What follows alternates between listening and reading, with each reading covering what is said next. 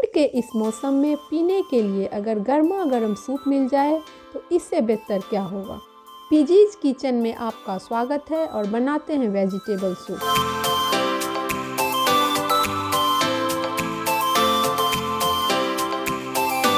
Soup बनाने के लिए हमने घर में ये बची हुई थोड़ी थोड़ी सब्जियां ले लिया है, जिसमें हमने लिया है बारीक कटे हुए तीनों तरह के शिमला मिर्च, गाजर, मशरूम, स्प्रिंग ओनियन, पत्ता गोभी और ये थोड़े से मटर के दाने और इसके साथ ही अदरक, लहसुन और प्याज बारीक कट करके। अब बनाते हैं वेजिटेबल सूप। गैस ऑन करके पैन को गर्म होने के लिए दे दिया है। पैन जब गर्म हो जाए तो इसमें हम डालेंगे 1 चम्मच बटर। बटर जब अच्छी तरीके से पिघल जाए तो हम इसमें डालेंगे बारीक कटी हुई 1 हरी मिर्ची, इसके साथ ही कटी हुई लहसुन और बारीक कटी हुई अदरक। हरी मिर्ची और लहसुन को थोड़ा सा भूनने के बाद हम इसमें डालेंगे प्याज। जब ये प्याज थोड़ा सा भून जाए तो इसमें हम सारी सब्जियों को डाल देते हैं। सूप बनाते वक्त खास ख्याल रखें कि इन सब्जियों को बारीक काटें। इसको ना ही ज़्यादा भूनना है ना ही ज़्यादा उबालना है।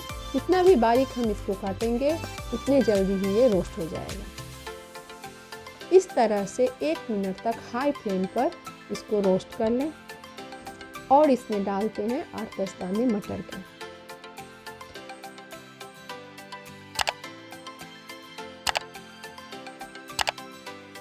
अब ये सब्जियां हमारी रोस्ट हो चुकी है।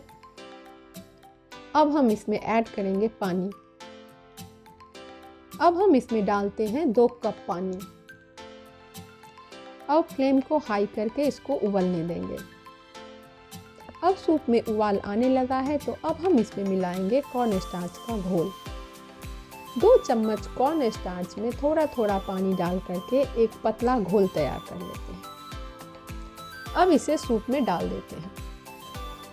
घोल डालते ही ये जमना शुरू हो जाता है तो धीरे धीरे चलाते हुए इसमें पतला करने के लिए थोड़ा सा पानी और डालेंगे और इसमें डालते हैं आधा चम्मच साधारण नमक और आधा चम्मच काला नमक। इसे अच्छी तरीके से सूप में मिला देते हैं और इसमें ऊपर से डालते हैं क्रश किए हुए ब्लैक पेपर।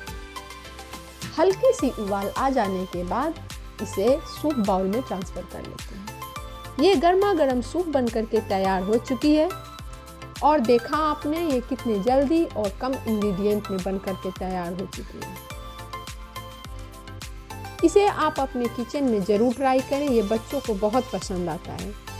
अगर ये रेसिपी आपको अच्छी लगी तो इसे लाइक और शेयर करें और हमारे चैनल पीजीज किचन को सब्सक्राइब करना ना भूलिएगा ताकि हम आपके लिए अच्छे और रेसिपीज़ लाते रहें। Thank you.